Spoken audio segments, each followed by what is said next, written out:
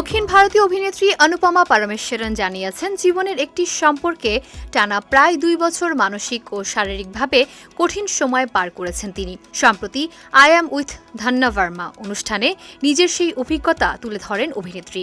তবে ওই সম্পর্কে থাকা ব্যক্তির নাম প্রকাশ করেননি তিনি। অনুপমা জানান, সম্পর্কটির টানাপোড়েন ধীরে ধীরে তার স্বাভাবিক জীবন ও আত্মপরিচয়কে প্রভাবিত করেছিল। কখনো বিচ্ছেদের কথা উঠত, আবার দুদিন পরই সব ঠিক করার চেষ্টা চলত। এভাবে চলতে চলতে তার মধ্যে প্যানিক অ্যাটাক, উদ্বেগ, ব্ল্যাকআউট, ওজন কমে যাওয়া এবং বমির মতো শারীরিক সমস্যা দেখা দেয়। অভিনেত্রীর ভাষ্য, কোনো কোনো কথোপকথনের পর তিনি এতটাই অসুস্থ হয়ে পড়তেন যে বমি করে ফেলতেন, খাবারও খেতে পারতেন না।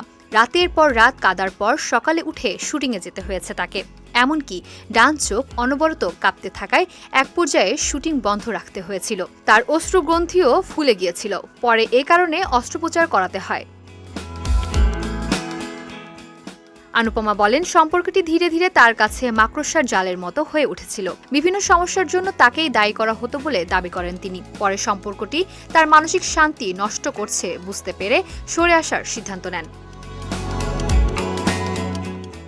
অভিনেত্রীর দাবি, পরবর্তী সময়ে ওই ব্যক্তির কথাবার্তার অসঙ্গতি ও মিথ্যাগুলো তার কাছে স্পষ্ট হতে থাকে। সম্পর্কের শেষ পর্যায়ে ঘটে যাওয়া একটি ঘটনা তার কাছে বাস্তবতা পরিষ্কার করে দেয়। শেষ সাক্ষাতের স্মৃতিচারণ করতে গিয়ে অনুপমা বলেন, শেষ 10 সেকেন্ডে তার মনে হয়েছিল এতদিনের মুখোশ খুলে গেছে।